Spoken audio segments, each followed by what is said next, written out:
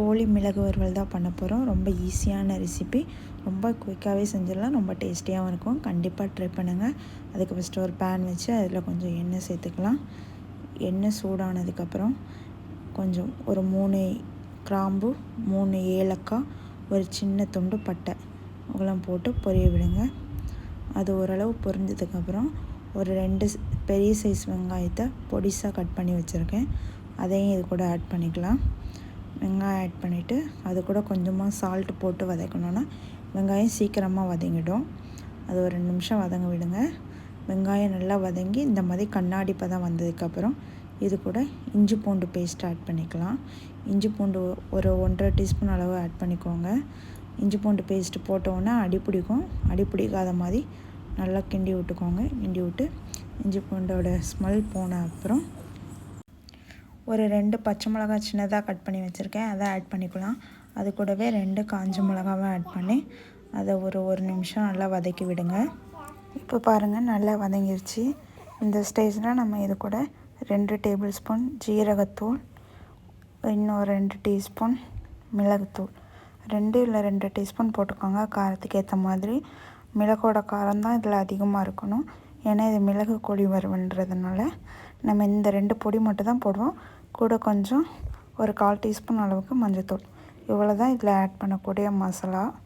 உங்களுக்கு பெப்பர் எவ்வளோ வேணுமோ அவ்வளோ போட்டுக்கோங்க, ரொம்ப போட்டால் நல்லா இருக்காது. 2 2.5 போட்டுக்கோங்க போதும். இதை போட்டு நல்லா பரட்டி விட்டுங்க. நல்லா மசாலா எல்லா இடத்துலையும் பட்டு நல்லா பரட்டி விட்டுடலாம். ஒரு 2 நிமிஷத்துக்கு அப்புறம் மசாலா எல்லாம் இந்த மாதிரி நல்லா வதங்கி இதாகி வந்திருக்கும். இந்த ஸ்டேஜில் நான் ஒரு 1/2 கேஜி சிக்கன் நல்லா வாஷ் பண்ணி வச்சுருக்கேன் மஞ்சள் போட்டு, அதையும் ஆட் பண்ணிக்கலாம். 1/2 கிலோ சிக்கன் போட்டுக்கிறேன். சிக்கன் எல்லாம் சேர்த்துட்டு அந்த மசாலாவில் சிக்கனில் எல்லா மசாலாவும் படுற மாதிரி நல்லா கரண்டி வச்சு பரட்டி விட்டுடலாம். ஃபுல்லாக பரட்டி விட்டுட்டு ஒரு மூடி போட்டு மூடி வச்சுடுங்க. மூடி போட்டு ஒரு 5 நிமிஷம் கழித்து திறந்து பார்த்திங்கன்னா சிக்கன்லேருந்து கொஞ்சமாக தண்ணி பிரிஞ்சு வந்திருக்கும். அந்த ஸ்டேஜில் சிக்கனுக்கு தேவையான அளவு உப்பு ஆட் பண்ணிவிட்டு நல்லா மறுபடியும் பரட்டி விட்டுட்டு மறுபடியும் மூடி போட்டு வச்சிடலாம். ஒரு 10 நிமிஷம் கழித்து பாருங்கள், சிக்கன்லேருந்து நல்லா தண்ணி விட்டு வந்திருக்கும். இடையிடையே திறந்து பார்த்து அடி பிடிக்காமல் கிண்டி விட்டுக்கோங்க. 10 நிமிஷம் கழித்து திறந்து பார்க்கும்போது இப்படி தான் நல்லா தண்ணி விட்டு வந்திருக்கும். இப்போ பாருங்கள், இதில் இன்னுமே நிறைய தண்ணி வரும். அதனால் நம்ம மறுபடியும் மூடி போட்டு வச்சிடலாம். சிக்கனுமே இன்னும் கொஞ்சம் வேகணும். சிம்லேயே வச்சு மூடி போட்டு வச்சிடலாம் நம்ம.